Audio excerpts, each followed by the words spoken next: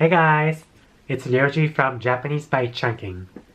Today I'd like to show you how chunking works.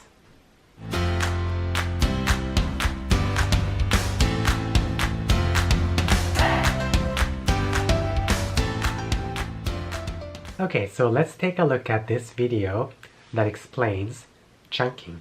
081127882 is a hard number to remember.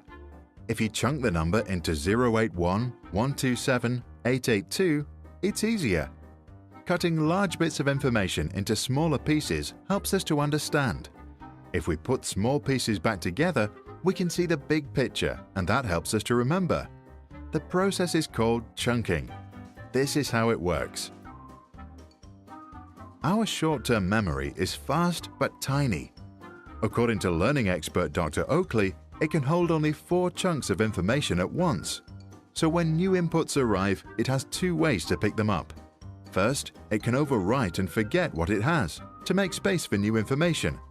Or it can use mental effort to move a chunk from the working memory into the long-term memory, where it can be stored and remembered later.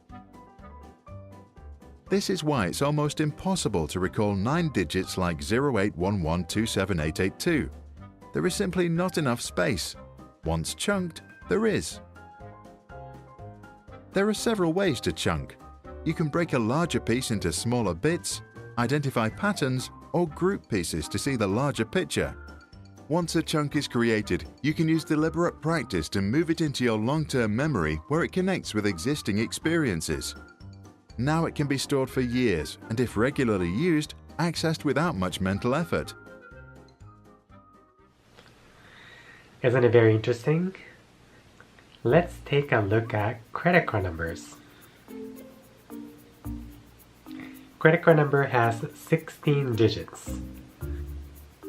As you can see, numbers are divided into 4 chunks, and each chunk contains 4 digits. This makes it easier to read the number, and also when you give this number to someone on the phone, it's very easy to understand because it's broken into 4 different chunks. I like to show you what I managed to memorize when I was just about 10 years old. I went to my grandma's house and I heard my aunt reading this Buddhist chanting called Hanya Shingyo. And it is translated to English as the Heart Sutra or the Heart of the Perfection of Wisdom. For some reasons, I was very fascinated by the sound, and so my aunt reciting it without looking at anything, and I was very surprised. I borrowed the script she had and I started reading it a few chunks at a time. Of course, I didn't know the meaning of all the kanjis at that time, but there was furigana, which is phonetic characters placed above kanji, so I was able to read them. I memorized everything in probably 2 days, and until this day, I can still read it through my memory. Okay, so for experiment purposes, I'm gonna close my eyes and I'm gonna try to recite this Hanya Shingyo.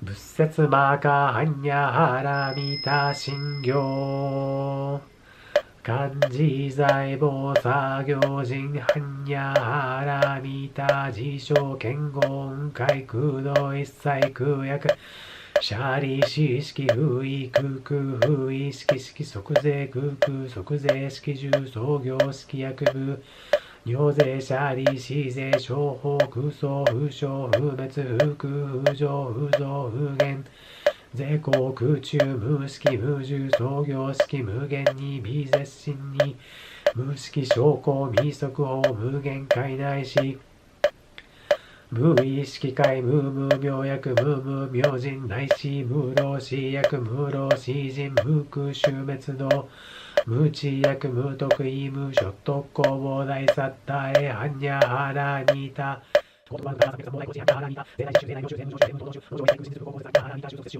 やてやて波羅やてやそうやて法実和か般若心経 Okay, how was it? So I was able to memorize all of these in chunks in very short amount of time.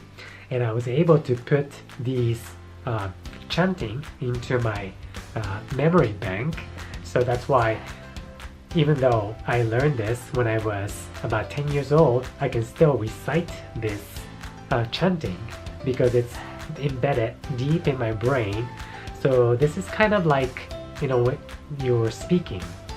Everything that you learned when you were a kid, you're learning all the phrases in chunks, and it's stored in the back of your head where it's called memory bank. So this is the benefit of chunking. It's interesting, isn't it? Simply put, chunking is all about learning phrases in small chunks. And when you learn chunks, you can store them in the memory bank. And when it's in the memory bank, those memories stay longer than short memories. That's how we are speaking every day, using chunks. So start learning phrases in small chunks and start memorizing them, so when it comes time for you to speak, those chunks should be coming right out. I'll see you next time.